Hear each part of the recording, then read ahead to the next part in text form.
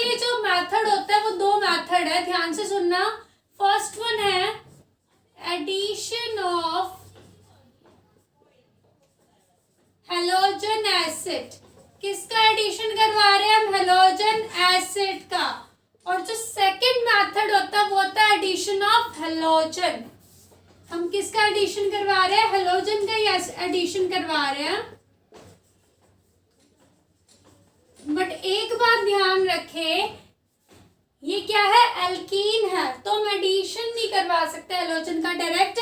हमें कुछ ना कुछ यूज करना पड़ेगा रिएजेंट। जो हम यूज कर रहे हैं CCl4, किसके प्रेजेंस में करवा रहे हैं? CCl4 के प्रेजेंस में करवा रहे हैं हेलोजन का एडिशन। सो हम सबसे पहले डिस्कस करते हैं एडिशन ऑफ हेलोजन एसिड। जो हमारे हेलोजन एसिड है, HCl है, HF है, HCl है, HBr है, HI है, उनसे कैसे हम रिएक्शन करवा के एल्कीन की इनके साथ रिएक्शन करवा के हम कैसे हमारे हेलो एल्केन्स को प्रिपेयर कर सकते हैं। सो देखो, जो HF है, HF जो है रिएक्शंस को करता ही नहीं है। HF इन रिएक्शंस को क्या नहीं करता? करता ही नहीं है। अब HF का ना देने का रीजन क्या है? H और F के बीच में क्या है? Hydrogen bond. क्या है? हाइड्रोजन बॉन्ड, जिसको ब्रेक करना क्या होता है? बहुत ज्यादा डिफिकल्ट। हमारा दूसरा रीजन है कि कैसा एसिड है? वीक एसिड है। कैसा एसिड है? वीक एसिड है। और वीक एसिड है, और ये जो हमारा HF होता है ये इलेक्ट्रोफिलिक सब्स्टिट्यूशन रिएक्शन दे ही नहीं सकता। क्या नहीं दे सकता? Doesn't give electrophilic. थोड़ा राइटिंग के साथ कॉम्प्रोमाइज कर लेना। इलेक्ट्रोफिलिक सब्स्टिट्यूशन रिएक्शन, ये इलेक्ट्रोफिलिक सब्स्टिट्यूशन रिएक्शन ही नहीं देता। वीक एसिड है और इसमें क्या है? हाइड्रोजन बॉन्ड, जिसको ब्रेक करना क्या होता है? बहुत ज्यादा डिफिकल्ट। ओके, HCl करेगा, HBr करेगा, HI के साथ भी थोड़ी दिक्कत आती है, वो हम आगे देखते हैं क्या प्रॉब्लम आएगी जब हम एल्कीन्स को इन सब के साथ रिएक्शन करवाएंगे। HF का क्लियर हो गया। अब करवाते हैं एडिशन ऑफ हेलोजन एसिड। अब हम कहते हैं फर्स्ट मेथड जो है हमारा addition of halogen acid. Halogen acid का एडिशन करवा रहे हैं। अब देखो, एडिशन करवा सकते हैं क्यों? अब हमारे पास है एल्कीन। एल्कीन जो है सिमेट्रिकल भी हो सकती है और अनसिमेट्रिकल भी हो सकती है। कार्बन तो नहीं लिखते हैं, एल्कीन लिखते हैं कि सिमेट्रिकल एल्कीन है या फिर अनसिमेट्रिकल एल्कीन है। ओके, अब सिमेट्रिकल एल्कीन में क्या होगा और अनसिमेट्रिकल एल्कीन में क्या होगा? हम सबसे पहले सिमेट्रिकल एल्कीन में देखते हैं।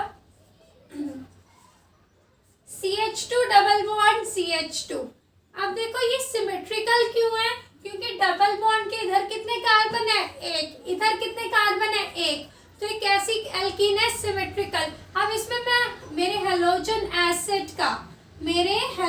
एसिड जो मैंने यूज किया HCl, उसकी रिएक्शन करवाई। देखो क्या बनेगा।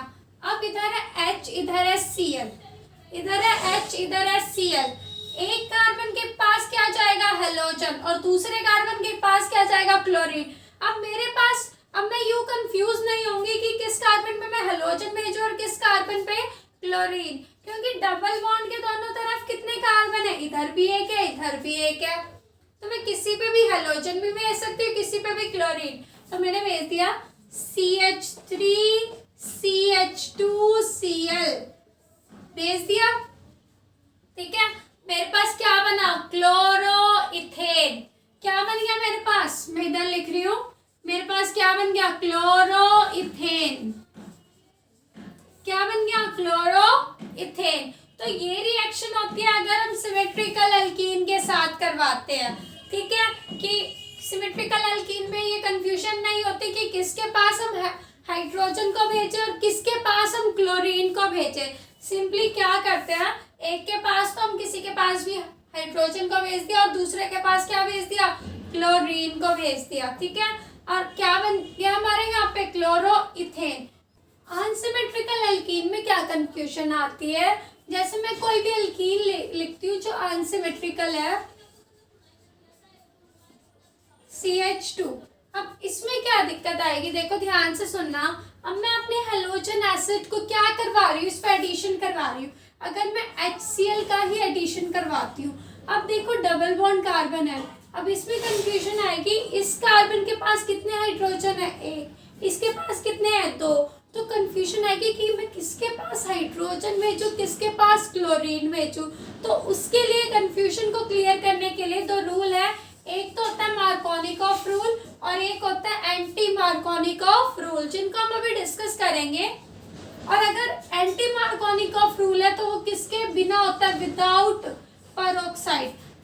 अब देखो अगर विदाउट ही पेरोक्साइड हो रहा है तो मैंने लिखा ही क्यों, क्योंकि एंटी मार्कोनिकॉफ रिएक्शन अगर हम करवा रहे हैं तो इधर ये जो एरो है इस पे हम क्या लिखते हैं, पेरोक्साइड लिखते हैं। तो आपको वो कंफ्यूजन ना हो इसीलिए मैंने लिखा है कि अनसिमेट्रिकल एल्कीन में एक तो रिएक्शन हो रही है विदाउट पेरोक्साइड, पेरोक्साइड के बिना, जो कौन सा रूल फॉलो कर रही है, मार्कोनिकॉफ रूल को फॉलो कर रही है। और दूसरी होती है पेरोक्साइड के साथ, जो कौन सा रूल को फॉलो कर रही है, एंटी मार्कोनिकॉफ रूल को फॉलो कर रही है। अब हम अनसिमेट्रिकल एल्कीन वाला जो केस है वो अच्छे से डिस्कस करते हैं। अब हम कर रहे हैं अनसिमेट्रिकल एल्कीन्स पे। जो हमारी अनसिमेट्रिकल एल्कीन्स है,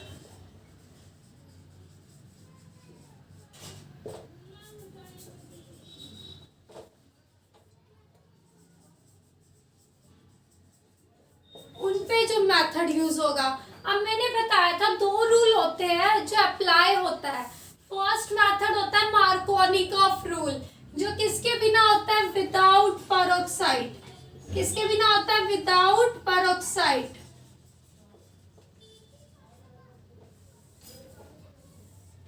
किसके बिना आ रहा है, विदाउट पेरोक्साइड।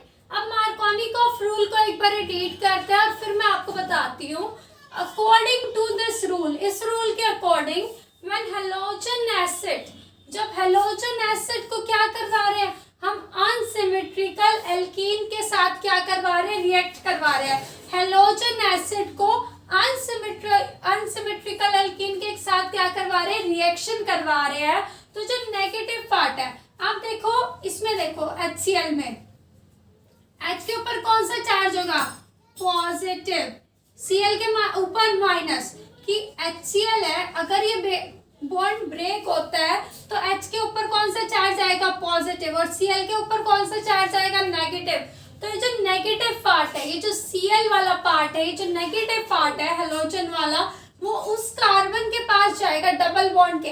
डबल बॉन्ड क्यों लिखा, कि यूं नहीं है कि डबल बॉन्ड से नेक्स्ट कार्बन को मैं दे दूं हैलोजन, नहीं, ये डबल बॉन्ड के उस कार्बन के पास जाएगा जिसके पास क्या है, less number of halogen, sorry halogen नहीं, हाइड्रोजन एटम, जिसके पास हाइड्रोजन एटम का नंबर क्या है, कम है।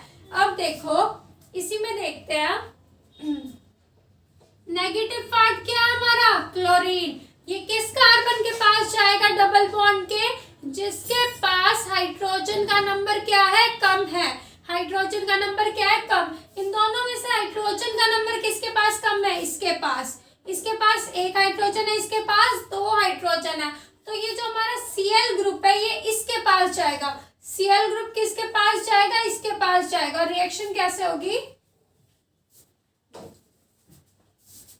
रिएक्शन होगी, देखो CH3, इसके पास हमारा क्लोरीन गया CHCl, ये थोड़ा देख लेना, और इधर ये अब सिंगल बॉन्ड हो जाएगा CH3।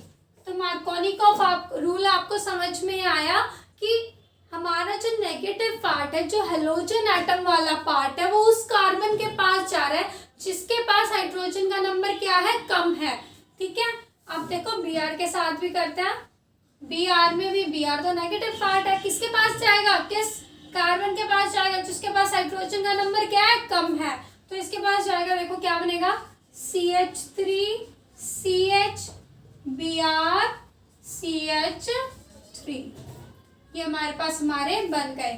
ये क्या बन गए हमारे पास, हमारे हेलो एल्केन। क्या बन गए, हेलो एल्केन। हमें इनकी नेमिंग भी कर देते हैं साथ के साथ। अब देखो नंबरिंग कहीं से भी करें, 1 2 3, 2 पे क्या है क्लोरो, तो इसका नाम क्या होगा 2 chloro.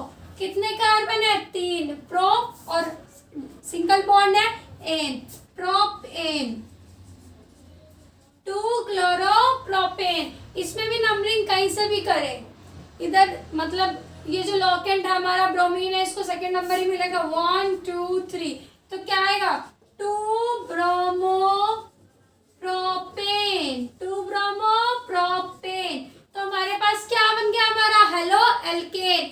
Unsymmetrical carbon unsymmetrical alkene में भी हमने किस रूल को फॉलो करते हैं, मार्कोनिकॉफ रूल को फॉलो करते हुए, जो क्या कह रहा था कि जो हमारा नेगेटिव पार्ट है उस कार्बन के पास जाएगा डबल बॉन्ड के, जिसके पास हाइड्रोजन का नंबर क्या है लेस है, हाइड्रोजन का नंबर क्या है कम है। जैसे हमने किया इसमें जो हमारा Cl ग्रुप था उस कार्बन के पास गया जिसके पास हाइड्रोजन का नंबर क्या था कम था, ठीक है।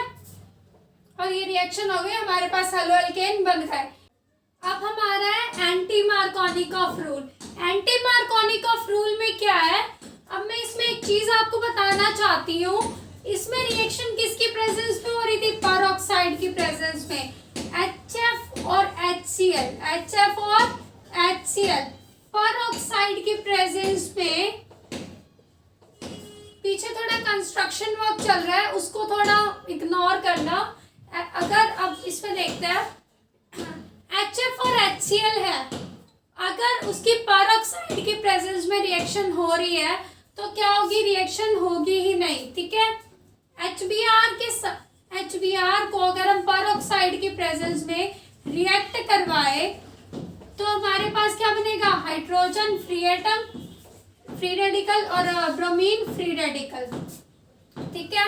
ऐसे ही HI को करवाते हैं आप पेरोक्साइड के साथ तो मतलब HBr इजीली रिएक्ट कर जाता है, ठीक है। अब HI को करवाया पेरोक्साइड के साथ के तो क्या बनेगा, hydrogen free radical iodine free radical. इस केस में क्या होता है, जो हमारा आयोडीन फ्री रेडिकल है वो क्या है, बहुत ज्यादा अनस्टेबल है। कैसा है, बहुत ज्यादा अनस्टेबल है। अनस्टेबल होने की वजह से क्या होता है, ये एकदम कन्वर्ट हो जाता है किसमें, I2 में। I2 में क्या हो जाता है, रिडीली कन्वर्ट हो जाता है। अब इसमें कन्वर्ट हो गया तो हम क्या रिएक्शन करवा सकते हैं, नहीं। तो ये रिएक्शन सिर्फ पेरोक्साइड के प्रेजेंस में रिएक्शन सिर्फ कौन शो करता है, HBr।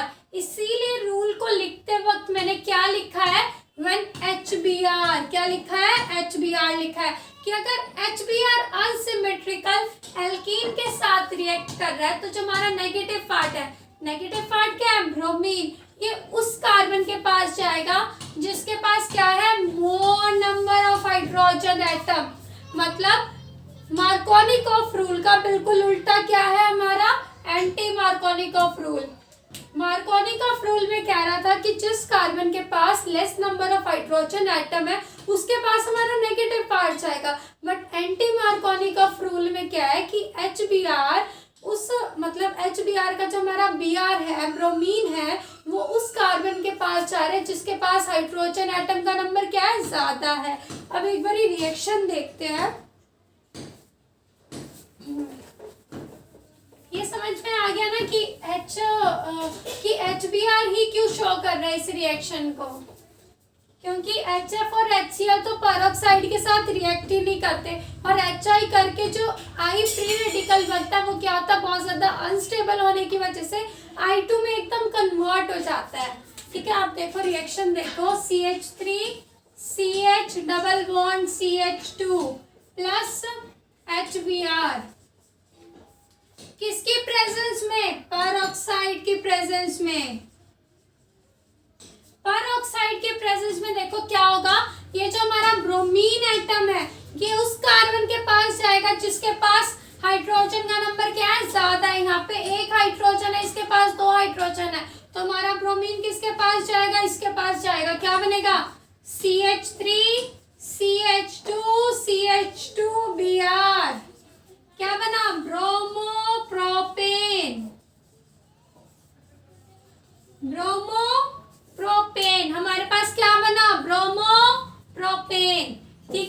तो ये था मार्कोनिकॉफ रूल के साथ क्या हो रहा है और एंटी मार्कोनिकॉफ रूल के साथ क्या हो रहा है।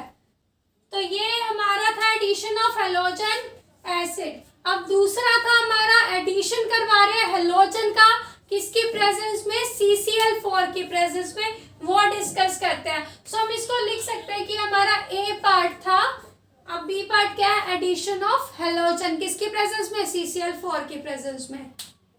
ये सब चीजें आप अपने साथ एक कॉपी लेके बैठे उसमें नोट डाउन करें, क्योंकि बहुत ज्यादा इंपॉर्टेंट है। और जब क्वेश्चंस पूछे जाएंगे तब ये छोटी छोटी जो चीजें हैं ना कि Br ही क्यों यूज हुआ, HI क्यों यूज नहीं हुआ, ये तब याद आता है कि हमें वो चीज पढ़नी चाहिए थी। तो अब हम नेक्स्ट मेथड डिस्कस करते हैं, एडिशन ऑफ हैलोजन। अब हमारे पास जो नेक्स्ट मेथड है वो है एडिशन ऑफ हैलोजन। X2 का एडिशन करवा रहे किसकी प्रेजेंस में, CCl4 की प्रेजेंस में। और एक चीज ध्यान रखें, ये जो रिएक्शन होती है, इस रिएक्शन में जो हमारा हैलोजन यूज होता है या तो वो क्लोरीन ही होगा या फिर ब्रोमीन ही होगा।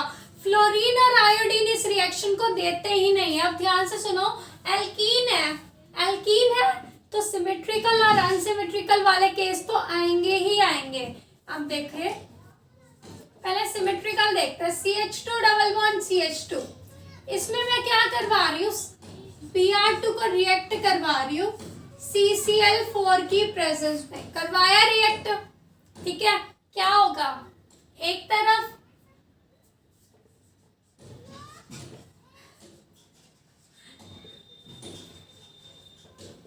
Br गए हमारे पास, क्या बन गया, 1,2 डाइब्रोमोइथेन, 1,2 डाइब्रोमोइथेन, ओके, ये बन गया हमारे पास। ये था हेलो एल्केन को प्रिपेयर करने का मेथड। बट अब क्वेश्चन अराइज होता है कि अगर हम ये सेम रिएक्शन, ये तो थी हमारे पास सिमेट्रिकल एल्कीन, ये क्या थी, सिमेट्रिकल एल्कीन, बट अगर हम ये सेम रिएक्शन अनसिमेट्रिकल के साथ करवा दें तो क्या प्रोडक्ट बनेगा। देखो, CH3 CH double bond CH2, ये हमारे पास क्या है, अनसिमेट्रिकल एल्कीन है। अगर मैं इसकी रिएक्शन करवा रही हूँ Cl2 या फिर यूवी लाइट देके या फिर हीट करके, तो देखो क्या होगा, एलाइलिक हेलोजिनेशन होगी। क्या होगी, एलाइलिक हेलोजिनेशन। एलाइलिक हेलोजिनेशन होगा, ये एक तो एक अलग सा ही केस आ गया, एलाइलिक हेलोजिनेशन होगा। और क्या होगा, यहाँ से जो एक हाइड्रोजन है वो रिमूव होगा, किसके साथ, इधर यहाँ से क्लोरीन के साथ, मतलब -HCl होगा। और देखो क्या बनेगा, CH2Cl, CH double bond CH2, ये क्या बना, ज्यादा प्रेफरेंस जाएगी इसको डबल बॉन्ड को, 1 2 3 3 क्लोरो प्रोपीन, 3 क्लोरोप्रोपीन, मतलब इसमें हेलो एल्केन तो बना नहीं, हेलो एल्कीन बन गया। क्या बन गया, हेलो एल्कीन, ठीक है। ये जो हैलोजन है इसका एडिशन करवा रहे हैं CCl4 की प्रेजेंस में, तो ये तो सब सिमेट्रिकल एल्कीन के साथ ही हमें हेलो एल्केन मिलेगा। बट अगर इस केस में हम हेलो एल्कीन अनसिमेट्रिकल एल्कीन के साथ रिएक्ट करवा रहे हैं तो हमें क्या मिलेगा, हेलो एल्कीन। सो ये था हमारा मेथड जिससे हम एल्कीन से कैसे हमारे हेलो एल्केन्स को प्रिपेयर कर सकते हैं। अब हम नेक्स्ट मेथड करते हैं।